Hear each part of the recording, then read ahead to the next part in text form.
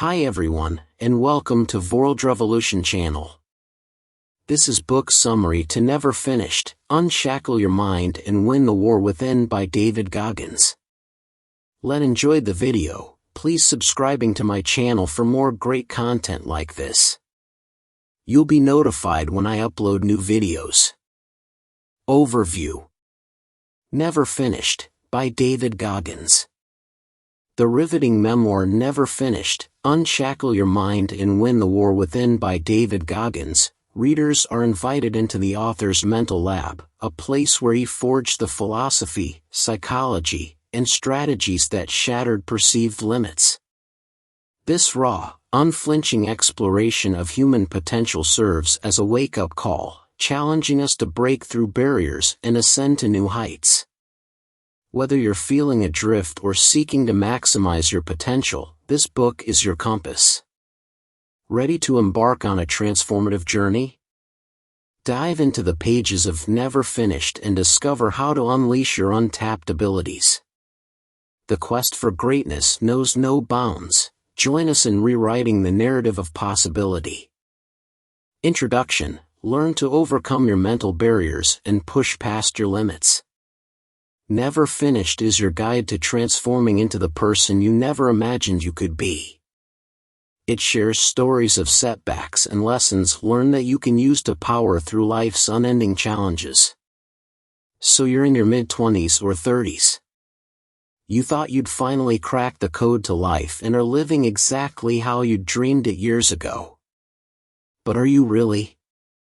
Is this really the pinnacle of your life? Or are you just getting started? In this summary to Never Finished by David Goggins, you'll discover that life actually calls for never-ending progress. Your so-called pinnacle is just the beginning. What you're truly capable of far exceeds your wildest expectations, and all it takes to realize that is building your belief through mental and physical resilience, and embracing the challenges that lie ahead. Stop wallowing in your misery, and start moving forward. Whether or not you like it, life will be throwing you all sorts of lemons. There are small lemons in the form of a missing assignment or a broken laptop. And there are big lemons in the form of traumatic accidents or failed businesses. But no matter what size lemons are thrown at you, the important thing is knowing how to dodge their lasting impact, and to move forward. Unfortunately, that's easier said than done. Many people tend to dwell on their misfortune long after it has passed. They're still miserable, years after getting out of an abusive relationship or recovering from a physical injury. They wallow in their misery and think about how unlucky they are to be suffering such a fate. Sometimes, they even use it to justify their weakness and stay exactly where they are. You'll never have full control over the things you experience. Most of the time, in fact, you'll get the short end of the stick. But what you can control is how you'll respond to that situation. You are responsible for how you act after going through a negative experience. It's your choice whether to pull yourself up and push yourself forward, or remain in that pit of despair and let it control your life. You don't have to make a big jump right away. You're not expected to be 100% okay a day after a tragedy. The key is to make consistent improvement, even if it's the smallest amount. Every day, you need to show yourself that you're working on breaking free from the chains of your past. Baby steps are fine, but never stop making progress. Sooner or later, you'll grow into the person you never thought you'd be. All it really takes is focusing on the future rather than the past. Use your negative experiences as motivation to reach great heights. If you say you haven't gone through any negative experience in your life, you're either lying or you're the luckiest person in the world. It's more likely that you have at least one bad memory, whether that's flunking high school or growing up in an abusive household. This memory has messed with your mind one way or another, and you've never felt completely safe or confident ever since. Your first step to coping with that bad memory is probably to deny it. You might say that the experience wasn't as bad as other people who witnessed it say it was. You might even get to a point where you say it didn't really happen the way it did. But the longer you don't acknowledge this negative experience, the longer you're keeping yourself in agony. You'll never realize your true potential by hiding from the pain, so don't tuck your bad memory away in a closet. Accept it, and face it with all your might. Sure, it's scary and unsettling to look pain in the eye, but doing so will not only free you, it'll also propel you forward. You can use that pain to your advantage. You can hoard it and treat it as motivation to prove everyone wrong. If you're having trouble taking the first step to face your pain, journaling is a good place to start. Write down your experiences so you'll have something to look back on once you've overcome your challenges. An even better way is to record yourself. Every time you encounter a negative comment or a traumatic memory, get out your phone and say your story out loud. Explain what happened, down to the littlest detail. Then listen to it every day. This might be hard at first, you probably don't want to relive the experience, but do it more often, and you'll eventually notice how brave you've become. You'll realize that you can now face your pain. A single second can make all the difference in your life. What can you do in 1 second? You surely can't eat a whole plate of salmon or write a long email or finish a 100-yard dash. But while 1 second is undeniably very short, you'll be surprised to know that it just takes that much time to make all the difference in your life. This is what David Goggins calls the 1-second decision. When you go through the challenges of life, there will be instances when you'll start to doubt yourself. Maybe you failed to close one deal, and now you think you can't run a successful business. You failed to make it to Harvard, so you think you were never really smart in the first place. These instances are crucial, they can make or break you. Most people will quit on the spot after experiencing moments like these. That sliver of doubt is all it takes to push their dreams out the window. Don't make the mistake of doing the same. Instead of reacting abruptly, take a second to pause and decide. Push away all those emotions for a second, and gain control of your thoughts. Then ask yourself whether you're sure you need to quit, or whether you're doubting yourself because of the stress and insecurity. If it's the latter, you can take that 1 second to decide to fight. Don't let a single moment of weakness drag all your dreams away. There will be many such instances in your life. You need to win each one, every single time. Remind yourself of why you're there. Stay hyper-focused on your goal. Once you overcome that doubt, you can use your newfound power to overcome many more challenges in life. You'll be stronger, all because you made the 1-second decision. Focus on the task at hand instead of wondering whether the end to your suffering is near. Imagine you've been hiking for days and haven't reached the summit yet. You look at your trusty map and realize that you're just a bend away from your goal, only a couple more steps until you can rest and put up your flag on top of the mountain. You round the bend and heave a sigh of relief. Finally, you say. But as you look around, you notice that you're not actually at the summit. You have another little hill to go up before reaching the true peak.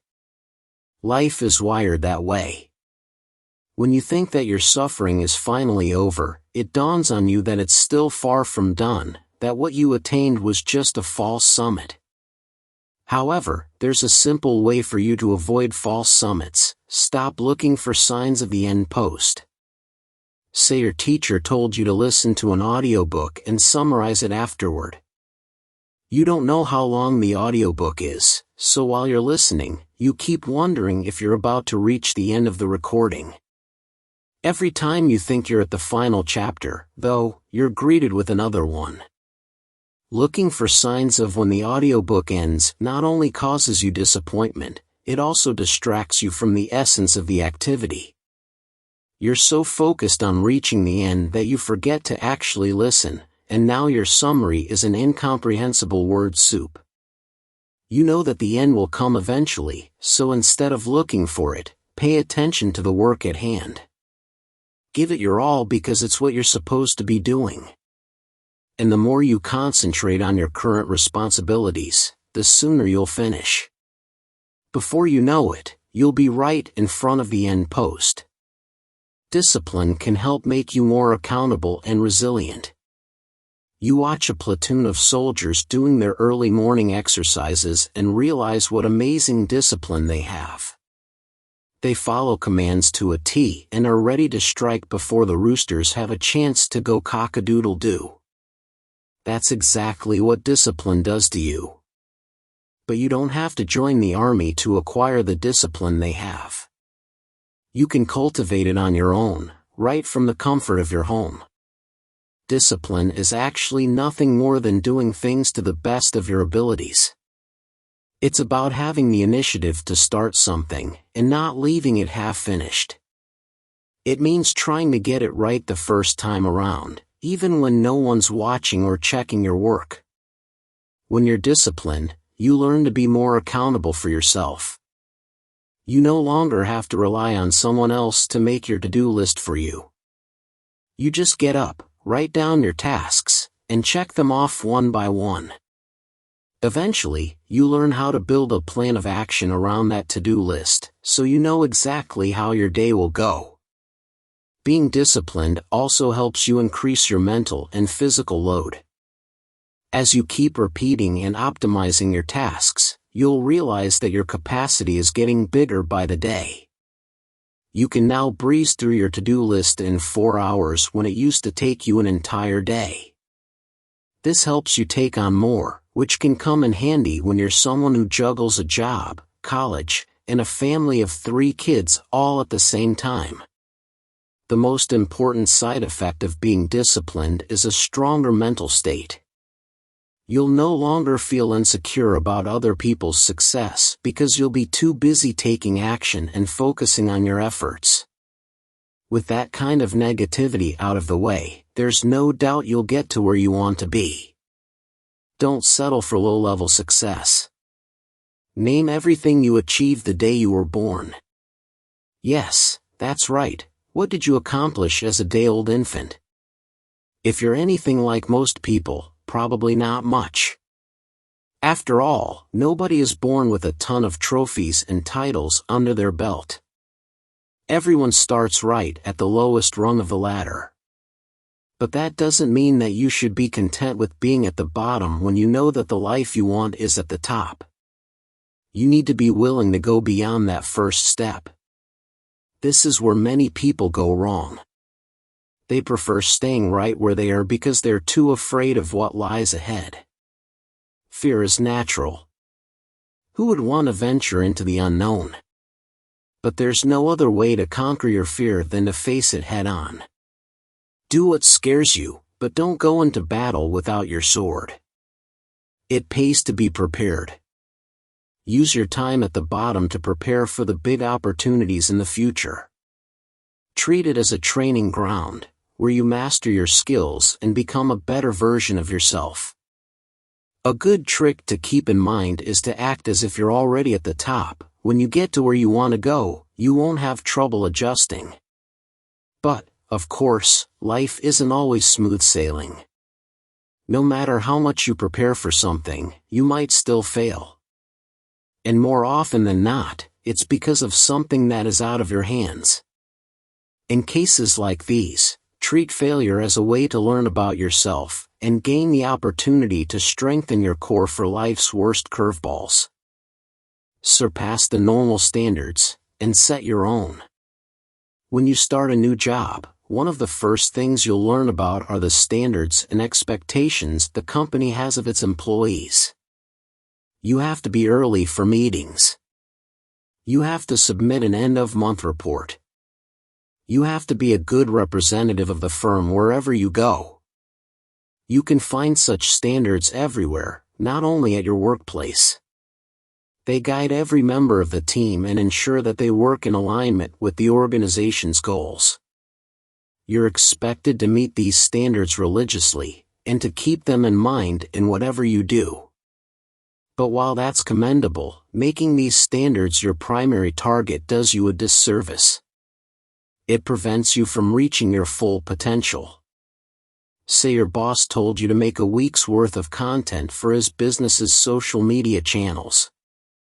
Most people would make just that 1 week of content and stop there. After all, that's what was required of them. But doing the bare minimum doesn't foster growth. To really grow means to surpass those set standards.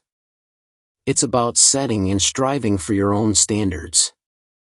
So no, you don't just make a week's worth of content for your boss. You make a month's worth, or even a year's worth. You probably won't get a raise for going above and beyond. But you shouldn't be after the praise and recognition in the first place. You surpass the standards for internal validation to see how much you can really do and how far you can push yourself. That's how you grow. If you're doubtful about your ability to do this, try surrounding yourself with people who consistently exceed expectations. That way, your competitive self will be more motivated to get to work. Greatness is within your reach, if you're willing to work for it. How do you define greatness? Is it someone who wins the Nobel Prize? Or gets the MVP 10 years in a row? Or leads the moon missions? Yes, they're unquestionably some of the greatest of all time, and with how enormous their achievements are, you'll start thinking that such a level of excellence is simply out of your league. However, that mentality is precisely what holds you back from reaching greatness. Contrary to popular belief, greatness is not an elusive pedestal that only the gifted and privileged can climb. You have it within your reach, you just aren't willing to go for it. You aren't fully to blame, though. Most of the time, your upbringing can play a major part in limiting your thinking and making you believe that you're not destined for greatness. As soon as you enter the world, people start putting you into categories. You're a woman, so you shouldn't be a CEO. You're a man, so you should build a career in tech. You're only 18, so you should go to college and not set up a business.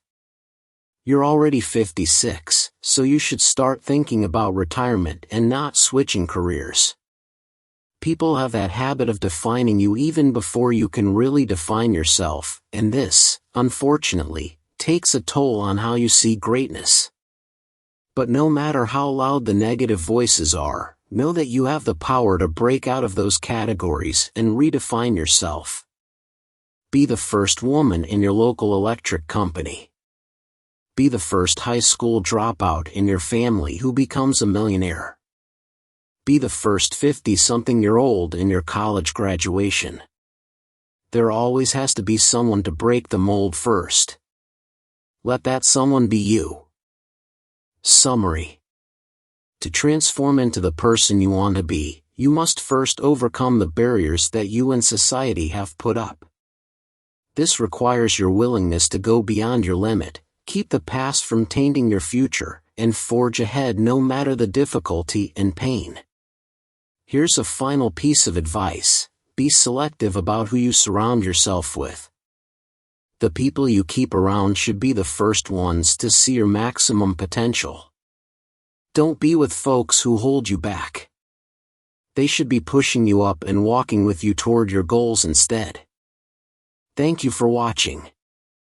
Please subscribe, like and share. See you in next videos.